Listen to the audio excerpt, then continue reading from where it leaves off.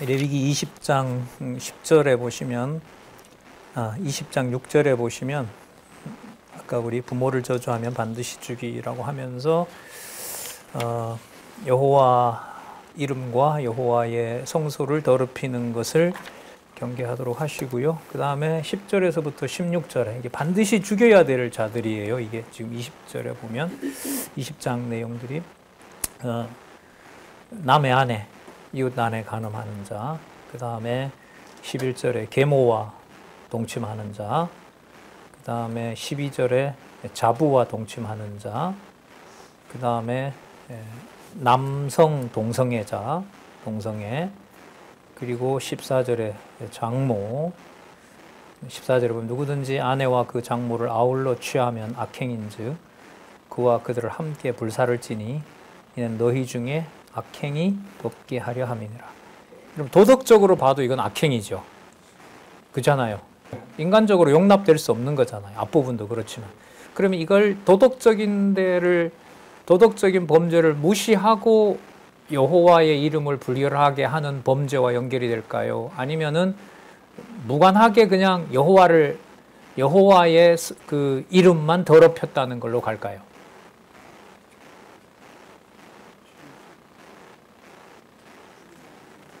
이게 어떤 물음이냐 하면 이게 나중에 신약 시대에 그리스도가 오셔서 이런 범죄까지 어떻게 다 짊어지고 당신이 대속사역을 하셨냐 하는 것으로 풀지 않으면 설명이 안 되는 거죠. 그러니까 윤리 도덕적으로 도저히 용납할 수 없는 것이 여호와의 이름을 보존하는 것으로 설명이 되지 않으면 성경에 이런 내용도 있냐라고 해서 이제 이 부분은 설명이 되질 않고 누구랑 연결이 안 될까요? 예수 그리스도와 연결이 되질 않는 거예요. 그 대표적인 게 여러분 현장에서 간음하는 여자를 잡잖아요. 그러면 응당 뭐 해야 돼요? 돌로 쳐 죽여야 돼요. 유대인으로는 당연한 거예요. 그런데 예수님이 이걸 어떻게 합니까? 죽이라 그래요? 아니죠. 죽일 수 없게 하죠. 그러니까 뭘 바꿔버려요? 율법을 바꿔버려요. 그 율법의 본의도가 죄 있는 자는 먼저 돌로 쳐라 이렇게 일을 하는 거예요. 그러니까 중심이 범죄한 사람에게 맞춰야 되는데 불의한 여자가 아니라 의롭게 보여서 처단하려고 하는 그 자들을 뭐 해버려요? 정죄를 해버려요. 너희들도 죄 있잖아. 그럼 이 여자는 죄가 없는 건가요? 있는 거죠. 그래서 이런 설명들을 그리스도의 법과 설명을 자연스럽게 해서 궁극적으로는 따라서 서로가 서로를 존중해야 됩니다라고 가버리면 이게 이제 인본주의가 되는 거예요. 그리고 그걸 포함해서 누구의 계시? 여호와의 존재와 속성 계시, 그리스도의 교회 통치와 연관을 시켜서 설명을 해가야 되는 거죠. 그러니까 인륜적이고 도덕적인 것들을 무시하는 게 아니고 이걸 모형과 그림자로서 그리스도가 어떻게 성취하셨는지를 절차들을 설명을 다 해야 돼요. 그러면 이 부분만 가지고 설명이 될까요? 이게? 안 되는 거죠. 적어도 11장에서부터 27장까지에 나타난 여호와 중심의 그 거룩성이라는 개념, 27장에 나오는 그 안식 개념, 안식의 주인 되는 거, 그런 것들을 전체적으로 봐야 이게 설명이 되는 거예요. 그 다음에 수음, 짐승하고 관계하는 거, 그 다음에 16절에 짐승과 관계하는 남자, 여자 전부 반드시 죽일지니라고 이제 알려줍니다. 그리고 그 다음에는 형제끼리의 성범죄도 반드시 죽이라고 얘기를 합니다. 그러니까 형제가 자매의 하체를, 자매가 형제의 하체를 보면, 그러니까 근친상간이죠. 형제 자매가 서로 일을 한 것에 대해서는 마땅히 죽여야 됩니다. 그리고 18절에 보면 경도 중인 여자를 범하는 것도 죽여야 돼요. 참 설명을 보면은요, 누구든지 경도하는 여인과 동침하여 그의 하체를 범하면 남자는 그 여인의 근원을 드러내었고, 여인은 자기의 무슨 근원이라 그러죠? 피 근원을 드러냈습니다. 그러니까 피는 곧 생명이거든요. 우리가 지난 시간에 살펴봤어요. 17장 11절에 나와요. 피는 것이라 생명이라. 그럼 그 생명은 누구의 이름과 직결되죠?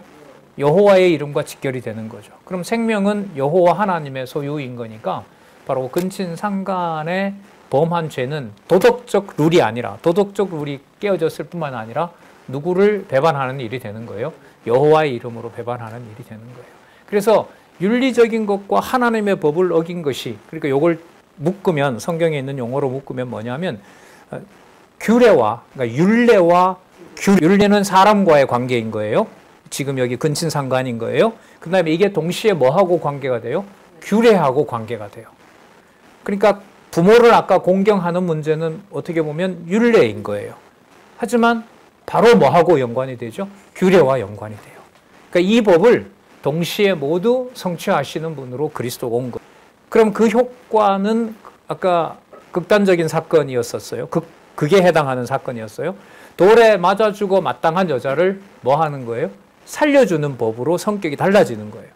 그 대속 제물을 그리스도가 내심으로, 아까 그 주인의 종을 범했을 때 그 남자가 죽어요. 살 방법이 있어요? 살 방법이 있는 것처럼 그걸 살려내주는 법을 그리스도가 완성하셨던 거예요. 그래서 여호와 계시라는 관점에서 예수님이 말씀하신 거, 신약에서 나오는 도덕적인 것처럼 보이는 거, 그게 도덕에 매이는 것이 아니라 누가 살아계신 것과 직결된다? 여호와께서 살아계시는 법하고 관계가 돼요. 그럼 좀 더 구체적으로 말하면 집에서 부모를 공경하는 문제가 세상 사람들이 봐도 박수칠 일이에요. 참 저 집은 교회 다니는데 저런 거 한다라는 거예요. 그런데 그 칭찬이 반드시 여호와 하나님을 경외하는 것으로 간다는 보장이 있을까요? 없을까요? 없어요. 그야말로 그게 여호와 경외로 가는 것은 하늘에 있는 양식을 공급해 주셔야 돼요. 그러니까 성령 하나님께서 하나님의 자녀임을 서로 확인을 해줘야 그게 윤리 도덕적인 걸 포함해서 누구를 경외하는 걸로 가요? 여호와를 경외하는 걸로.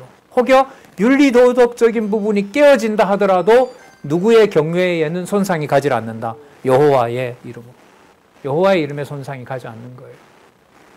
그런 면에서 진짜 여호와께서 판정하시겠지만, 야, 저걸 저렇게 나를 실망시키는 저자가 내 가족이 맞느냐? 라는, 혈육이 맞느냐? 이런 것들이 교회에서도 일어나는 거죠. 가정에서도. 그런데 그게 도덕적이고 인륜의 상처를 받은 거라고 할 수 있지만 그걸 뛰어넘어서 누구의 이름으로, 누구의 통치, 여호와의 이름으로 그리스도가 교회를 통치하는, 그야말로 하나님의, 우리가 잘 알고 있는 5가지 속성, 하나님의 신실성과 주권성을 포함한 자비성의 계시 사건이 될 수 있는 거죠. 그런 설명의 안내는요, 제가 이 레위기서를 보면서 그 사건마다 이는 장차 율법의 저주 아래 죽으실 그리스도의 예표로서 모형과 그림자다. 다른 데도 그게 나오지만 그 사례에 맞추어서 신약 성경은 어떻게 설명하고 있는지 공부를 하고 있는 거죠. 목요일날 그 공부를 제가 계속 하고 있습니다, 여러분들. 자, 그래서 726페이지에 가면 이모나 고모도 마찬가지고요. 그 다음에 숙모, 그 다음에 제수나 형수, 그 근친상간에 대해서도 반드시 죽이라고 얘기를 합니다. 아까 그 답이 나왔었죠? 피의 근원인 누구를 범한 거기 때문에 그렇다. 여호와를 범한 거. 몇 번 얘기를 드렸지만 나중에 다윗이 이걸 지키면서 범죄하죠. 사무엘에 가면 나오죠. 밧세바를 데리고 오라 그러죠. 그리고 확인하라고 그래요. 저 여인이 경도 중에 있는지 아닌지. 그걸 확인하고 그리고 겁탈을 합니다. 남편은 전쟁터에 내보내서 나중에 죽이죠. 나중에 죽이고. 그러면 다윗이 율법을 지킨 건가요? 안 지킨 건가요? 율법을 지키면서 범죄한다는 말이 성립할까요? 안 할까요? 어렵죠? 예. 도덕으로 설명을 할 수 없는 차원의 이 엄격함, 그게 도덕을 무시하는 게 아니라 도덕적으로 보이는 삶이 사람들이 서로 잘못하고 용서받고 민사로 해결하고 하는 정도로 끝나는 게 아니라 성경은 머리 대신 그리스도의 통치를 뭐한다? 반역한다는 거예요. 여호와의 이름을 대적하는 저 그리스도가 된다는 거죠. 그런 면에서 보면 윤리 도덕적인 것이 가지는 의미가 훨씬 더 강하죠. 그리고 그 법을 누가 누구에게 제정해서 시행하거나 강요할 수가 없는 법이죠. 그 엄격함이 거룩성과 연관해서 나타나고요. 느낌으로는 한 20장쯤에 이게 레위기가 저는 끝났으면 좋겠어요. 이 정도만 해도 거룩성이 충분한데 이걸 또 다시 21장에서부터 보시면은 보세요. 누구를 선결하는 규례를 해요? 제사장을 다시 선결해요. 제사장을 선결한다라는 말은 제사장이 앞에 죽여야 되는 것과 살려야 되는 것을 제사장이 어떻게 해줘야 돼요? 잘 구분을 해줘야 되죠. 그게 21장에 나오거든요. 그런데 이게 제사장이 있어도 안 돼요. 안 되고 계속 범죄해요. 그럼 누가 나서 직접 나오셔야 돼요? 여호와가 직접 나오셔야 돼요. 어디를 써야 돼요? 바깥에 있는 강한 도구를 써서 끝을 내야 돼요. 그게 26장에 가면 성별 규례를 하나님의 손으로 끝장을 내는 거예요.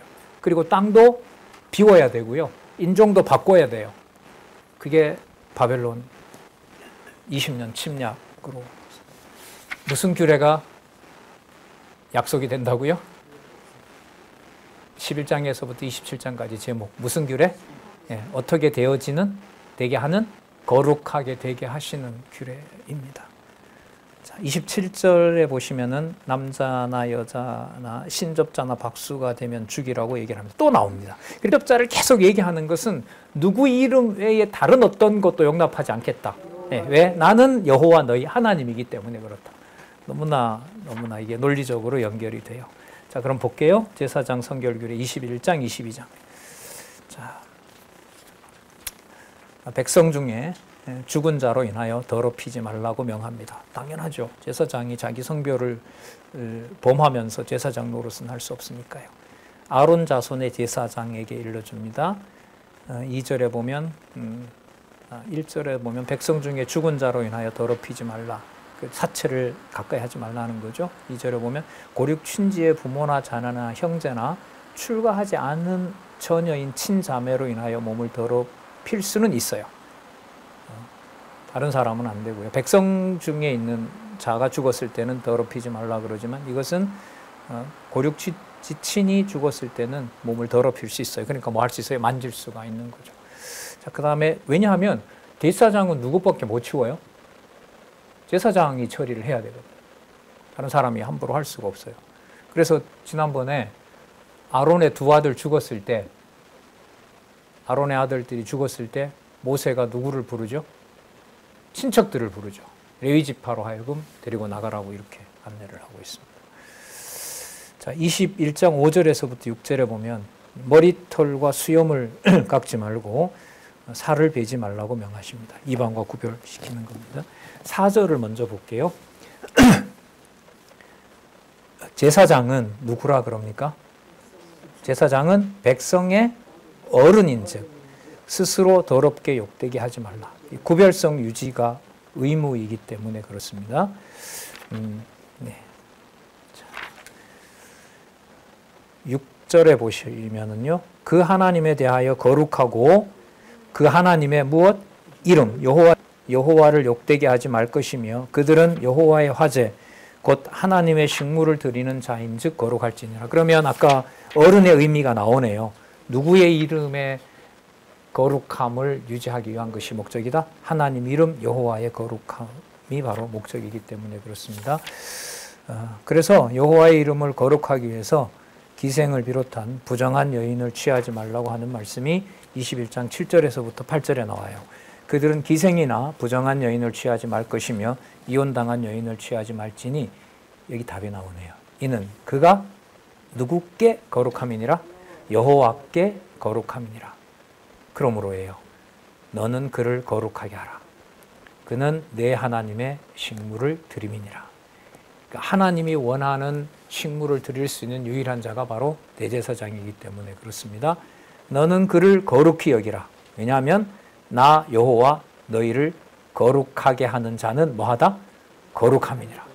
거룩하다. 그 나중에 에스겔서에 보면 나오죠. 그 계시록에도 보면 그 여호와라는 호칭에 대해서 거룩하다, 거룩하다, 거룩하다라는 선포가 연관이 되고요. 아까 말씀드린 것처럼 이 여호와의 거룩함이 이 땅에 육의 몸을 가지고 오셔서 죽으시고 부활하시고 하늘에 있는 지성소로 승천하신 그리스도의 보여주신 계시와 직결되는 것이고요. 그의 교회 생활에서 바로 교회의 원천이 되는 신비로운 사건입니다. 자, 제사장의 딸이 음행하면 불사를 하고요. 그리고 대제사장은 특히 가족이든 부모든 시체에서 멀리해야 돼요. 아까 그 제사장 가족들은 괜찮았었죠. 하지만 아까 대제사장인 경우에는 그들과 함께하면 안 됩니다. 10절에 보시면 관유로 부음을 받고 위임이 되어 예복을 입은 대제사장. 그러니까 누구는 대제사장은 구별을 합니다. 머리 풀지 말고. 그러니까 누가 죽었더라도 부모가 죽었더라도 흐트리면 안 돼요. 옷을 찢지 말고 어떤 시체든지 가까이 말고 부모로 인하여도 더러워지지 말고 성소에서 나오지 말고 상례 참석하러 성소에서 나오면 안 돼요. 거기에 자기 자리를 지켜야 돼요. 왜냐하면 그 등잔, 떡상 이런 거 다 관리해야 되거든요. 이쪽으로 상례에 참석하러 오면 안 되는 거예요. 왜? 그는 아까 누구 이름을 거룩하게 한다 그랬어요? 아까 8절에 너는 그를 거룩하게 하라. 그는 내 하나님의 식물을 드림이니라. 너는 그를 거룩히 여기라. 나 여호와 너희를 거룩하게 하는 자는 거룩함이니라. 그러면 여러분 교회 생활의 핵심이 왜 이런 가정을 주고 이런 역사를 주고 이런 교회 역사를 한국에 주고 세계 교회를 만들고 아직도 분쟁 가운데 있고 거기서 순교하는 자들이 있고 하는 게 전부 하나로 모으면 누구의 이름의 거룩함을 계시하는 사건이 될까요? 여호와의 이름을 거룩하게 하는 계시 사건이 되는 거죠. 이게 이른바 이제 신학자들의 고민인 신존재가 어떤 경로로 어떤 것으로 증명되느냐, 그게 사람들의 생각과 도덕적 감정으로 부합하느냐 안 하느냐, 거기에서 이제 갈라지게 하는 거죠. 그게 저는 살았고 운동력 있는 하나님의 말씀이 그렇게 하신다. 이게 저는 말씀 운동의 의미라고 하는 겁니다. 12절에 성소에서 나오지 말며 그 하나님의 성소를 더럽히지 말라. 이는 하나님의 위임한 관유가 그 위에 있습니다. 나는 여호와니라. 그는 처녀를 위하여 아내를 삼을지니 과부나 이혼된 여인이나 더러운 여인이나 기생을 취하지 말고 자기 백성 중 처녀를 취하여 아내를 삼아 그 자손으로 백성 중에서 더럽히지 말지니 나는 그를 거룩하게 하는 여호와이니라. 본문의 핵심이 거룩의 주관자가 여호와이심을 알려주는 내용입니다. 그리고 육체의 흠이 있는 자도 거룩한 제사장직을 삼가하게 합니다. 하지만 음식은 먹을 수가 있어요. 이런 불구자로 태어날 수가 있잖아요. 육체의 흠이 있는 자, 대제사장 그 후예들이 18절에 보면 흠이 있는 자, 소경, 절뚝발이, 코가 불완전한 자, 지체가 더한 자, 발 부러진 자, 손 부러진 자, 곱사 등 난장이, 눈병이 있는 자, 괴혈병이 있는 자, 버짐이 있는 자, 그 다음에 남자 생식기가 상한 자, 21절에 제사장 아론의 자손 중에 흠이 있는 자는 나와 여호와의 하제를 드리지 못할지니라. 그는 하나님의 식물의 지성물이든지 성물이든지 먹을 것이나, 먹을 수는 있어요. 먹을 수는 있지만 제사를 드릴 수는 없어요. 장 안에 들어가지 못할 것이며 단에 가까이 못할지라. 이는 그가 흠이 있습니다. 이와 같이 그가 나의 성소를 더럽히지 못할 것은 또 나와요. 나는 그들을 거룩하게 하는 여호와입니다. 그러니까 제사장들을 통해서 성막에 임하시는 여호와가 구별되는 신이다. 여러분 이때 구별은 이 땅과 구별되는 하늘에 속한 하나님의 본성과 연관이 되겠죠. 바로 신성하고 연결이 되는 겁니다. 그러니까 이 땅에 교회의 성도로서 지체로서 살아가지만 그 본질이 여호와의 이름의 거룩함에 있는 거라면 그 거룩함의 소재는 이 땅에 있는 게 아니고 어디에 속한 거예요? 하늘에 속하죠. 그러니까 눈으로 문자를 보는데 그 문자가 물로 포도주를 만든 것처럼 그 문자가 어디에 접속을 시켜준다는 거예요. 하늘에 있는 양식으로 접속을 시켜준다는 거예요. 그래서 어느 누구보다 하나님의 말씀을 공부하는 모임이 많고 그런 분들이 말씀 중심으로 교회를 함께하는 그 상황에 대해서 다른 어떤 교회의 사람들보다, 지체들보다 말씀운동에서 교회 동역자협회에서 각 지교회에서 규모는 적지만 말씀 중심으로 살아가게 하는 그분들의 삶이 우리가 서로 좋은 걸 해가서가 아니라 누구의 이름의 거룩함의 증거이기 때문에 그래요. 여호와의 이름의 거룩함의 증거. 그게 바로 교회잖아요. 거기에 이제 권위가 있는 거죠. 이걸 이제 쉽게 평가하고 말하고 그렇게 10년, 20년, 30년 하더라도 한마디 속에 이게 교회냐라는 식으로 평가하고 하는 일들이 왕왕 있었죠. 요즘은 지방에 가도 그런 말들을 많이 삼가하세요.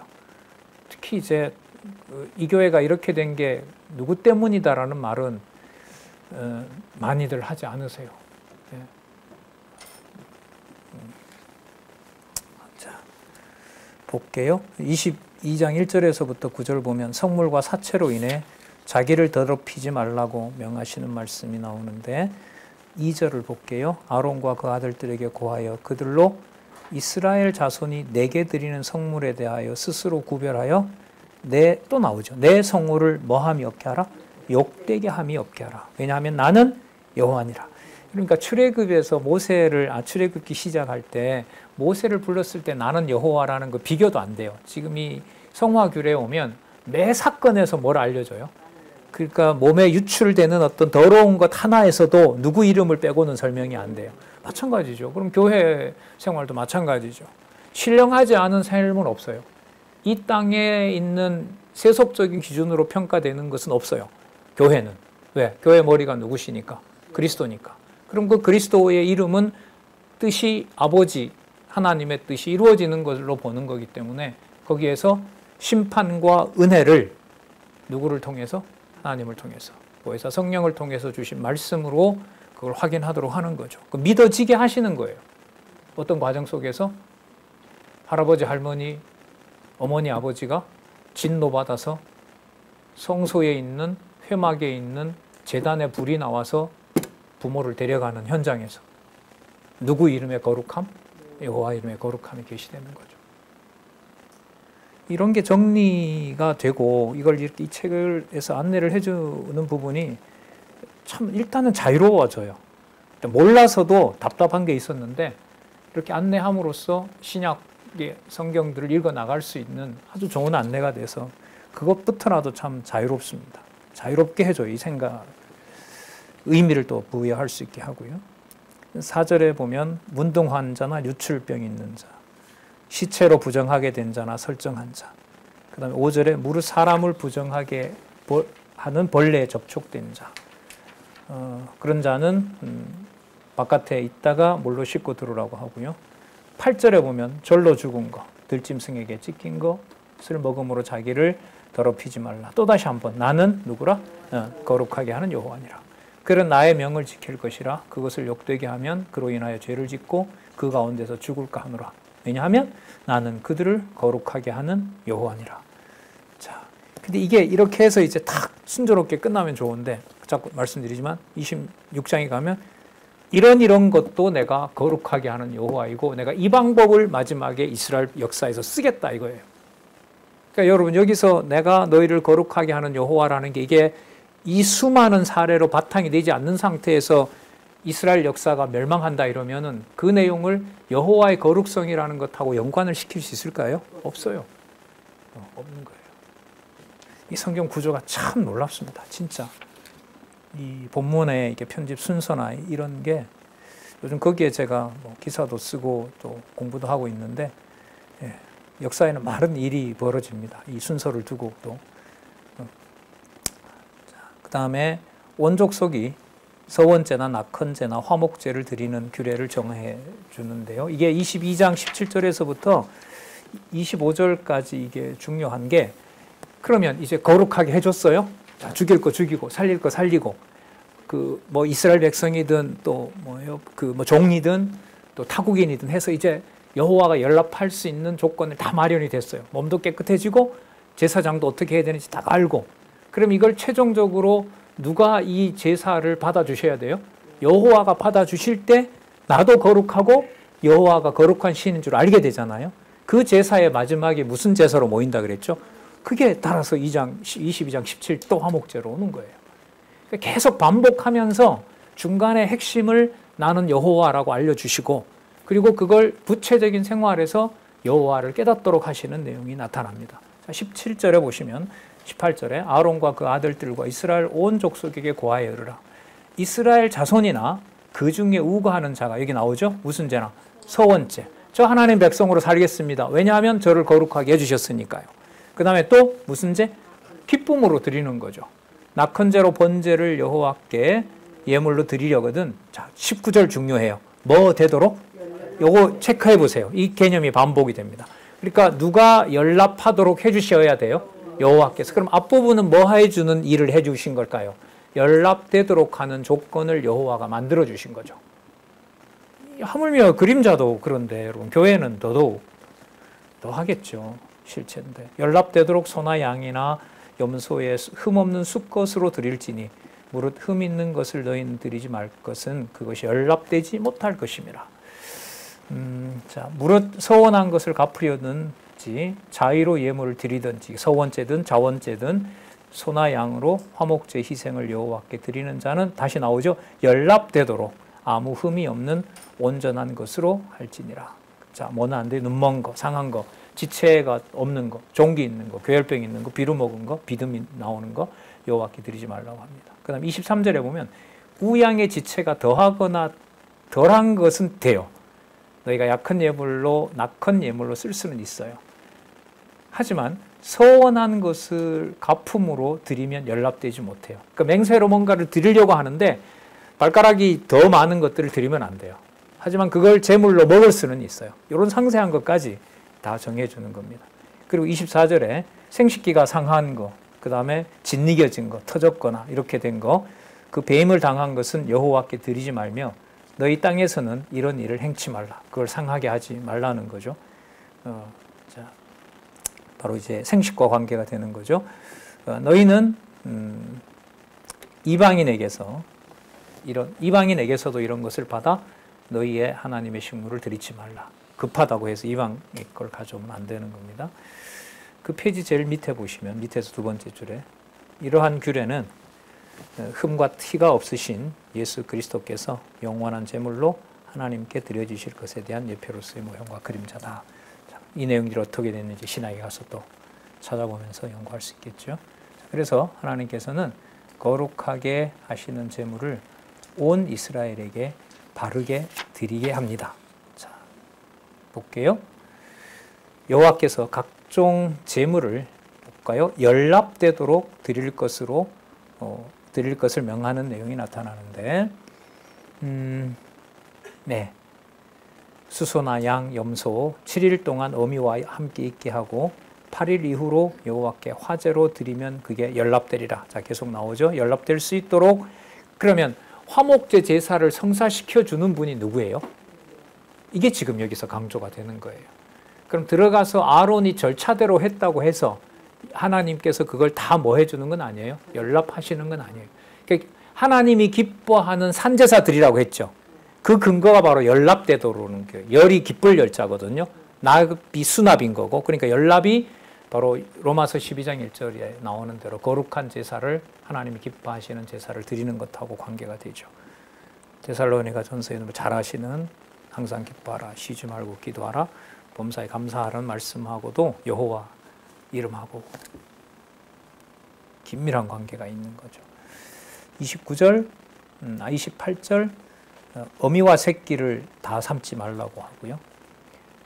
29절 감사 희생을 드리려건, 감사제죠. 여호와가 연락되도록 드릴지며, 자, 어떻게 드려야 되냐면 당일에 먹고 이튿날까지 두면 안 돼요. 이 제사는 다른 여러분 그 속죄제사, 화목제 같은 경우 이틀 동안 먹고 3일째까지 두면 안 되는 거 그렇죠. 어쨌든 여기는 당일에 먹고 이튿날까지 두지 말라 그럽니다. 그 다음부터 볼게요. 31절 너희는 나의 계명을 지키며 행하라. 나는 여호와니라. 그 앞 30절 끝에도 또 나오죠. 나는 여호와니라. 32절부터 33절까지 보겠습니다. 시작. 너희는 나의 성호를 욕되게 말라. 나는 이스라엘 자손 중에서 거룩하게 함을 받을 것임이니라.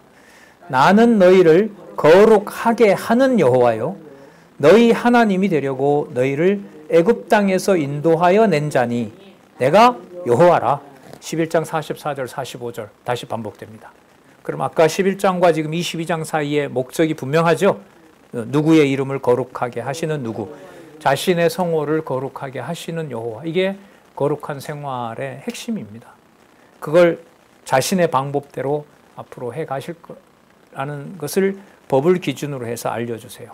복에 대해서는 복으로, 범죄한 것에 대해서는, 그 다음에 순종한 것에 대해서는 복으로, 불순종한 것에 대해서는 하나님의 진노로 성취해 주시는 내용이 바로 연관이 됩니다. 그래서 여러분 11장 44절과 45절, 지금 몇 장이죠? 이거는 22장 32절에서부터 33장을 여러분 바탕으로 앞으로 26장을 보셔야 돼요.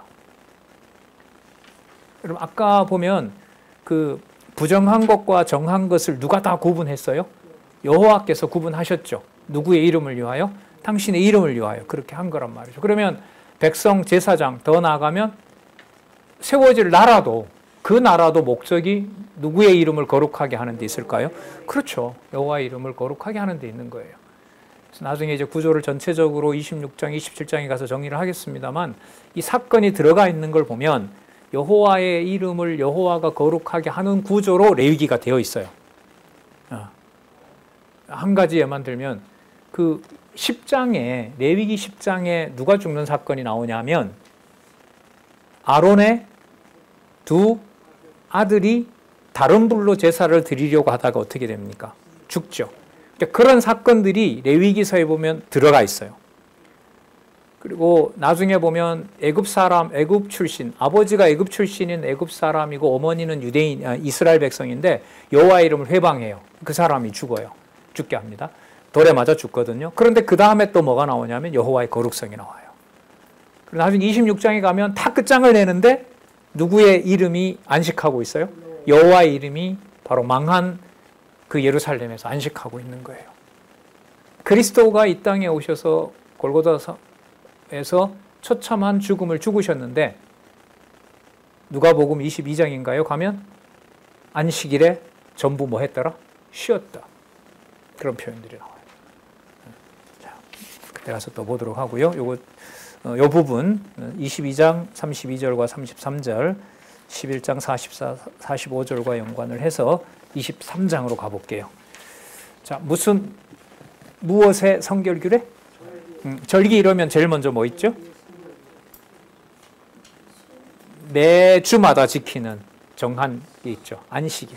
안식일 그 다음에 유월절, 그 다음에 속죄일, 초막절, 장막절 이렇게 있거든요. 그러면 23장에 절기의 성결규례가 나오는 것은 이전에 백성들의 삶과 제사장들이 아까 무슨 제까지 설명하는 게 나왔어요? 화목제까지 나왔잖아요. 그러면 여호와께서 다 받아주시는, 아까 뭐 되도록? 연락되도록 하시는 것을 알려주신 다음에 23장에서 이제 하루하루가 아니라 정해진 절기마다 그 누구의 이름을 기억하게 해요?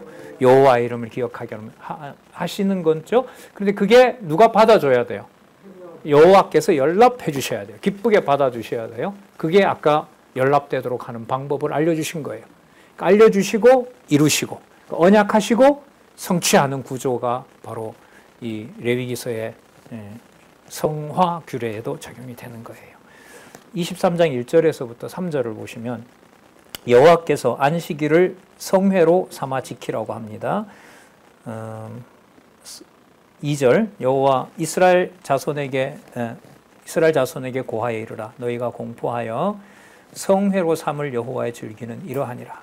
엿새 동안은 일할 것이요 일곱째 되는 날은 쉴 무엇이라? 안식일이니 뭐라 그래요? 성회라 그러죠. 안식일이고 성회라고 얘기를 하는데 이름이 성회가 이게 두 단어예요. 성이라는 것은 무슨 뜻이냐면 거룩이에요. 회는 뭐냐 하면 모임이에요. 회집한다, 회다 이런 의미인데 이게 중요한 게 있어요. 회라는 의미 속에 보면 지금 여기에 739페이지 그 히브리어 원어를 보시면은요, 미케라에이 코데시라는 말이 나오는데 그 뜻은 뭐라고 그러죠? 거룩한 모임. 그러니까 성이 거룩인 거고요. 아까 회가 모임인 거예요. 근데 여기에 중요한 특징이 하나 있어요. 바로 뭐냐면 말씀이 낭독되는 일이 일어나야 돼요. 그러니까 안식일에 그러니까 뭐 하는 거죠? 우리로 말하면 성경 공부하는 거예요. 성경 공부하는 거예요. 십계명부터 시작해서 말씀을 선포하는 일이 벌어지게 돼요. 그래서 이게 성회의 특징입니다. 자, 그리고 3절에 여세 동안은 일할 것이요 일곱째 날은 쉴 안식일이니 성회라. 너희는 무슨 일인데 하지 말라. 이는 너희 거하는 각처에서 지킬 누구의 안식일이다? 여호와의 안식일이다. 그 다음에 6월절 무교절 절기 있죠. 4절 기한이 미쳐 너희가 공포하여 성회로 삼을 여호와의 절기라. 너희가 뭐 하라 그래요? 공포하라 그러죠. 이 공포한 게 아까 여러분 성회에서 회에 무엇을 선포하는 것과 관계된다? 말씀을 선포하는 것과 관계가 돼요. 그래서 성회의 회가 4절에 보시면은 너희가 뭐 한다? 공포하는 것. 이 날은 누가 정한 절기입니다? 여호와께서 정한 절기입니다. 율법을 선포하는 거잖아요. 여호와의 절기니라. 자, 알려주죠. 정월 14일 저녁은 여호와의 유월절이요 그날 15일은 여호와의 무교절이니. 그러니까 14일 저녁은 유월절로 지키고요. 이 기념은 그 다음 날부터 시작해서 7일 동안 누룩 없는 빵을 먹는 거예요. 그게 무교절이죠. 8절에 보면 7일 동안 여호와께 뭘 드려요? 화제로 드려요. 그러니까 특히 번제 중심이죠. 그리고 번제로 시작하고요. 마지막에도 그 안식일로 지켜야 되는데 그때는 무슨 제로 마감이 될까요? 화목제로 마감이 돼요. 왜? 누가 연락되도록 해주셔야 되니까 여호와께서 아주 정교하게 됩니다. 우리 삶인 거죠. 그리고 뒤에 보면 나오지만 속죄일은 지키는 안식일은 괴로워해야 돼요. 그리고 나중에 장막절에 가면 거기서는 또 기뻐해야 돼요. 그건 다음에 이후에 나오니까 볼게요. 안식일 이튿날에 첫 이삭 요제 및 각종 제사를 드리는 규례가 나오는데 10절에 보시면 중간에 너희는 내가 너희에게 주는 땅에 들어가서 너희의 곡물을 거둘 때에 우선 너희의 곡물의 첫 이삭 한 단을 제사장에게로 가져오고 11절 제사장은 너희를 위하여 그 단을 여호와 앞에 여기 또 나오죠. 뭐 되도록? 연납되도록. 연납되도록 흔들 때 무슨 제사예요? 흔드니까 요제죠. 자, 요제 흔드는 요제. 그 다음에 안식일 이튿날에 흔들어야 되고요. 그리고 그 단을 흔드는 날에 1년 되고 흠없는 수양을 또 번제로 드려야 돼요. 자, 지금 다 합해집니다. 요제. 그 다음에 무슨 제? 번제. 13절에 소제. 그 다음에 화제. 그죠? 여호와께 드려 화제를 삼아 향기로운 냄새가 되게 하고 또 전제. 13절 중간에 전제 나오죠. 전제로는 포도주 한 흰 4분의 1을 쓸 것이요 너희는 너희 하나님께 예물을 가져오는 그날까지 떡이든지 볶은 곡식이든지 생이삭이든지 먹지 말지니. 이걸 지나고 난 다음에 거룩해져요. 그 다음에 뭐 할 수 있어요? 먹을 수가 있는 거예요. 예. 자, 이게 바로 6월절이에요. 그리고 6월절 사건에는 바로 이스라엘 백성은 이렇게 살려줬고 누구의 생명은 다 거둬가 버렸죠. 애굽의 장자들을 다 여기에 참여하지 못하게 해서 전부 멸해버린 일을 확인할 수가 있습니다. 자, 예.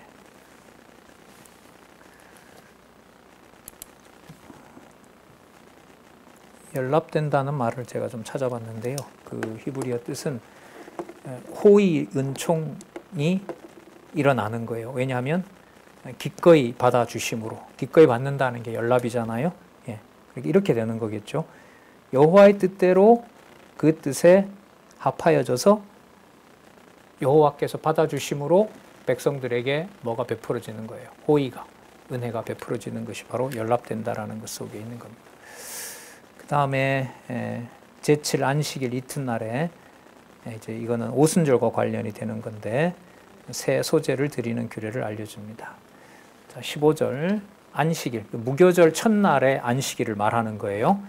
자, 무교절이 끝나고 무교절부터 이제 시작해서 이제 오순 7일이 9번 가야 되는 거죠. 7번 가야 돼요. 7번째 가는 날이 뭐냐면 50일이 되는 날이에요. 7, 7이 49, 50일. 우리가 이걸 오순절이라고 얘기를 하죠. 자, 그때는 어떻게 하는지 한번 볼게요. 16절에 제7 안식일 이튿날까지 합 50일을 계수하여 자, 새 소재를 여호와께 드려요. 이게 새로 가져왔던 거 있었죠? 그걸 가지고 드려야 돼요. 17절 에바 10분의 2 이건 요제예요. 흔들어서 하고요. 고운 가루에 누룩을 이번 경우에 넣어요. 처음에 무교절은 뭘 넣으면 안 돼요? 무교절이니까. 누룩을 넣으면 안 돼요. 자, 그 다음에 오순절에는 뭐 해야 돼요? 고운 가루에 누룩을 뭐 해야 돼요? 넣어야 돼요, 이거는. 자, 이는 첫 요제로 여호와께 드리는 거예요. 그러니까 누룩을 넣고 넣지 않고의 기준을 여호와께서 마련을 하시는 거죠. 자, 그 다음에 18절 끝에 보면 소제와 그 전제와 함께 여호와께 드려서 뭐라 그러죠? 번제로 삼고요. 이는 화제고 여호와께 향기로운 냄새며 수염소 하나로 뭘 드리고 속죄제 드리고 1년 된 어린 수양 둘을 화목제 희생으로 드리고 20절에 보면 제사장은 그 첫 이삭과 함께 그 두 어린 양을 여호와 앞에 흔들어 뭘 삼고 요제 삼고 이것들은 여호와께 드리는 성물인지 제사장에게 돌리고 먹는 음식인 거예요. 이날에 너희는 너희 중에 성회를 뭐 한다 그래요? 다시 공포하고 아무 노동도 하지 말지니 이게 안식일이 되는 거예요. 이 안식일은 7번 돌아오는 안식일하고 또 다른 안식일이에요. 예. 예, 거기다 그것하고는 그건 또 그거로 지켜야 되는 거예요. 이는 너희가 그 거하는 각처에서 대대로 지킬 뭐라 그러죠? 영원한 규례리라. 예, 꼭 지키게 되는 거죠. 질적으로 변화되는 겁니다. 이게 시간적으로 보면 그리스도가 오셔서 이루시는 거고요. 그래서 곡물을 벨 때 다 베지 말고 또한 버려두라고 얘기를 합니다. 그러니까 이스라엘 백성들에게 그 오순절에 누룩이 들어있는 유교병을 먹은 다음에 곡식을 전부 가져오지 말고 가난한 자와 객을 위하여 싹 거두지 말라고 얘기를 하는 거죠. 추수를. 왜? 그들도 누구의 이름을 아까 부른다고 약속을 했어요? 여호와 이름을 부른다고 했죠. 하지만 이 자들이 그 제사에는 참석할 수가 없어요. 하지만 제사장이 돈으로 샀거나 돈으로 산 이방인이 자기 그 가족 내에서 태어나잖아요. 그러면 참석할 수가 있어요. 하지만 타국인이든 오는 자들에게는 거기에 참석할 수 없어요. 하지만 어디에 가서 참석을 해요? 바깥에 남겨놓은, 밭에 남겨놓은 어디에서? 이삭을 먹는 일에서 누구의 이름을 찾게 될 수가 있어요? 여호와 이름을 찾을 수가 있는 거예요. 그러니까 이렇게 정교하게 여호와의 이름을 누가 관리하세요? 여호와가 관리하세요. 그래서 나중에 선지서에 그게 나와요. 내 이름의 관리자는 내가 한다. 나 외에 다른 신을 두지 말라고 해서 10계명까지 특히 4계명까지 여호와의 이름을 망령 때 일컫지 말라. 안식일을 거룩하게 지키라. 이 모든 것을 관리하는 분이 누구냐면 바로 여호와 자신이신 거예요. 그래서 여호와의 이름을 찬양할 수밖에 없는 게 우리가 지킬 수 없는 여호와의 이름을 여호와께서 아주 세밀한 방법으로 지켜가도록 해주시는 것이 바로 여호와 계시 사건을 찬양하는 거고 그럴 때 우리는 5대 속성을 같이 찬양하게 된 일입니다. 자, 그리고 7월 1일을 자 이제 7월 달로 넘어가요. 자, 7월 1일을 안식일로 삼아 화제를 드리라라는 말씀이 나오는데 볼게요. 7월 1일 날 뭐 하나 보세요. 여호와께서 모세에게 일러 가라사대 이스라엘 자손에게 고하여 이르라 7월 곧 그 달 1일은 안식일을 삼을지니 이는 뭘 부른 날일까요? 나팔절이에요. 나팔을 언제 불었죠?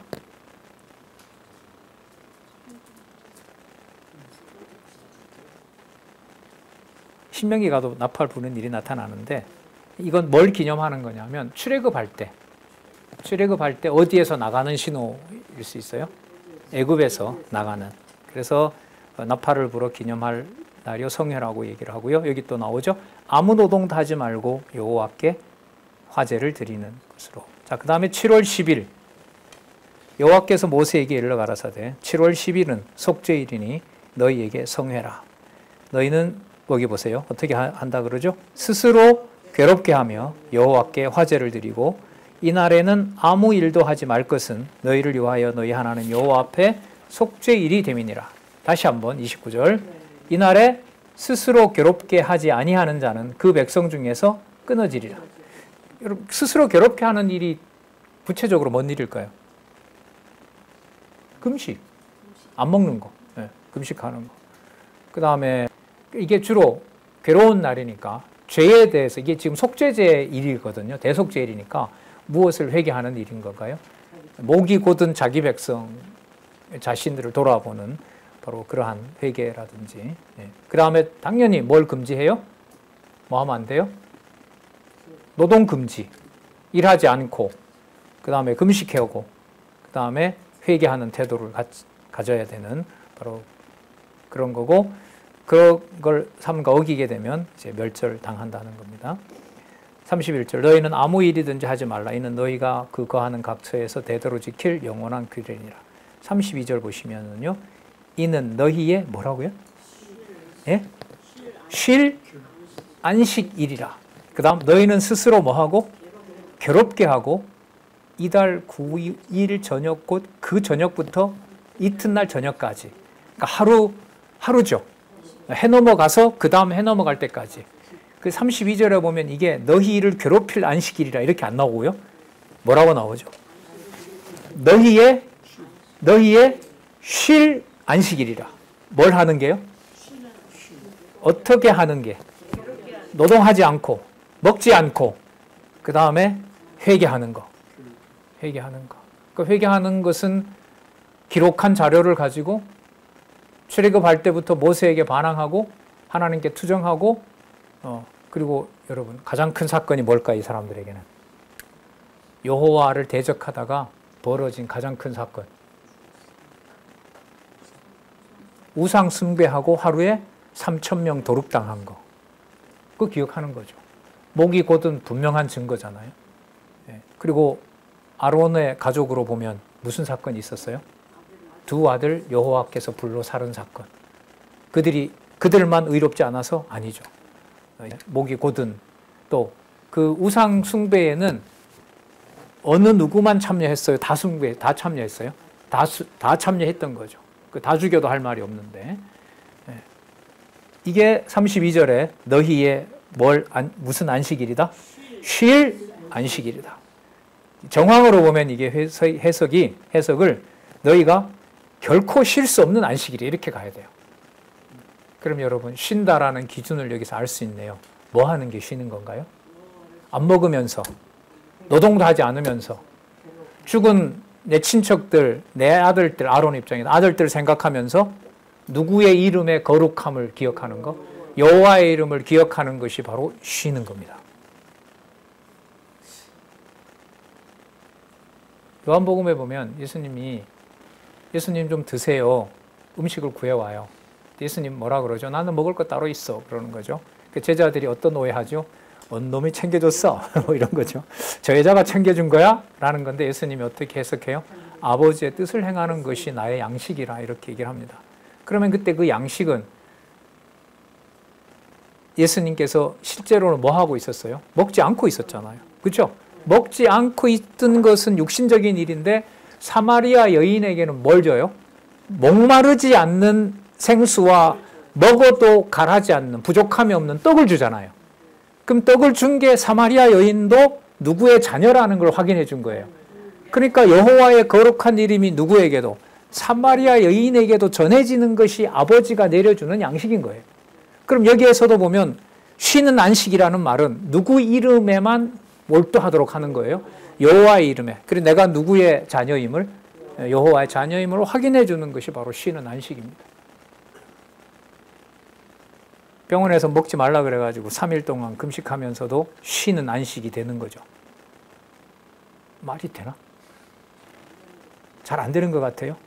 누구 이름만 기억하게 하는 게, 우리 확인했잖아요. 쉴 안식이라며. 먹지 못하게 하고 즐거워하지 못하게 하고 괴로운 나날을 보내는 거, 그게 바로 무슨 안식이다? 쉬는 안식이다. 참 잔인하다, 장로님, 그죠? 공부까지 하러 와가지고 몸을 이렇게 막 뻣뻣하게 만들어 놓고 이게 뭐 한다? 쉬는 안식이고 여호와만 기억하게 한다? 그리고 이 룰이 상상을 초월하는 방법으로 성취를 누가 하신다? 아까 여호와 이름 관리자가 누구라 그랬어요? 여호와라고 그랬죠. 예, 이 지금 어떻게 보면요, 이게 스타트업이 된 거예요. 발동이 걸렸어요. 26장까지 가는 지금 23장에서부터 시작해서 이 시작된 절기가 전 민족으로 확대가 되고 바로 당신의 이름 관련된 성호, 성결규례가 24장, 25장에서 확증하고 26장에 가서 이 이름 내가 관리를 이렇게 할 거야 라고 약속해 주는 걸로 가거든요.